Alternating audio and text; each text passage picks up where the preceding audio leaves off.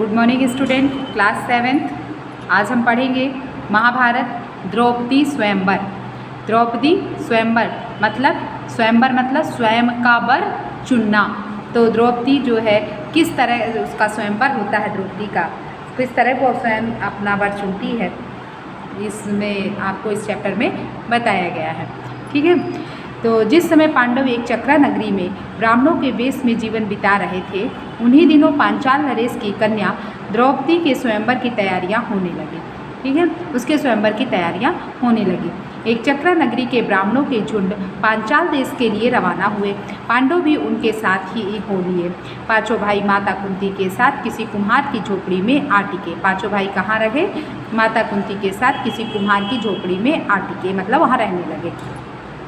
पांचाल देश में भी पांडव ब्राह्मण वेश की ही धारण किए रहे, इस कारण कोई उनको पहचान ना सका। स्वयंवर मंडप में एक बृहदाकार धनुष रखा हुआ था। बृहदाकार मतलब बड़े आकार का धनुष रखा हुआ था, जिसकी डोरी तारों से बनी हुई थी। ऊपर काफ़ी ऊंचाई पर एक सोने की मछली टंगी हुई थी। उसके नीचे एक चमकदार यंत्र बड़े वेग से घूम रहा था। राजा द्रुपद ने घोषणा की थी कि जो राजकुमार पानी में प्रतिबिंब मतलब प्रतिछाया, प्रतिबिंब मतलब क्या होता है?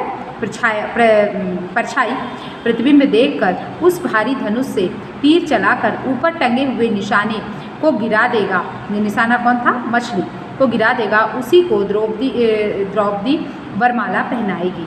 ये स्वयंवर की शर्त थी। तो स्वयंवर में पहले पिता शर्त रख देता था, फिर विभिन्न जगह के जो है राजकुमार आते थे, और सभी राजा जिन्हें विवाह करना होता था वे सभी राजकुमार वहाँ आते थे, और उस शर्त को जो जीत लेता था उसी के साथ कन्या जो है विवाह कर लेती थी। इसे कहते हैं स्वयंवर की प्रथा।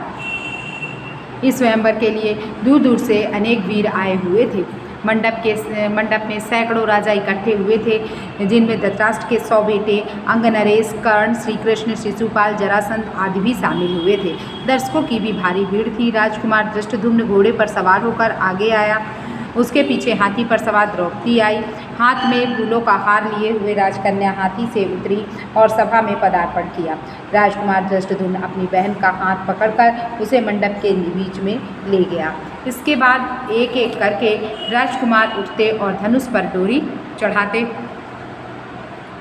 हारते और अपमानित होकर लौट जाते। कितने ही सुप्रसिद्ध वीरों को इस तरह की मुँह की खानी पड़ी। शिशुपाल, जरासंध, शल्य और दुर्योधन जैसे पराक्रमी राजकुमार तक असफल हो गए। जब कर्ण की बारी आई तो सभा में एक लहर सी दौड़ गई। सबने सोचा अंग नरेश जरूर सफल हो जाएंगे। कर्ण ने धनुष उठाकर खड़ा कर दिया और तान कर प्रत्यंचा भी चढ़ानी शुरू कर दी। डोरी के चढ़ाने में अभी बाल भर की ही कसर रह गई थी कि इतने में धनुष का डंडा उसके हाथ से छूट गया तथा उछलकर उसके मुंह पर लगा।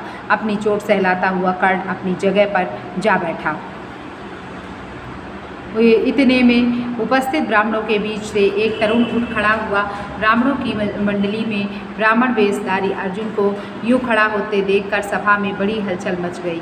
लोगों में तरह तरह की चर्चा होने लगी। तब अर्जुन ने धनुष हाथ में दिया और उस पर डोरी चढ़ा दी। उसने धनुष पर तीर चढ़ाया और आश्चर्यचकित लोगों को मुस्कुराते हुए देखा।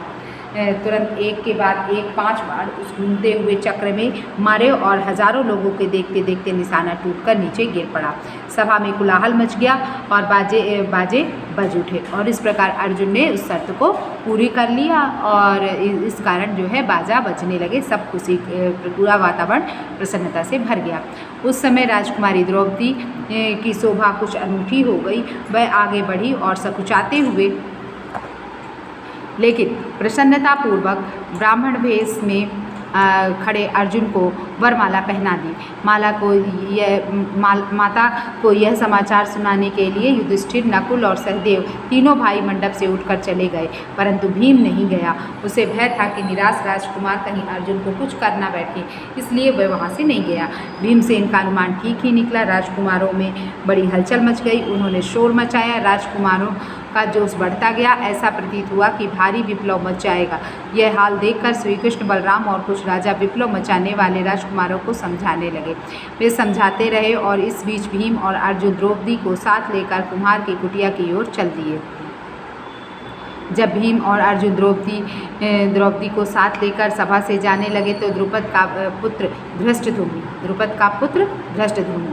कौन था? द्रुपद का पुत्र था। चुपके से उनके पीछे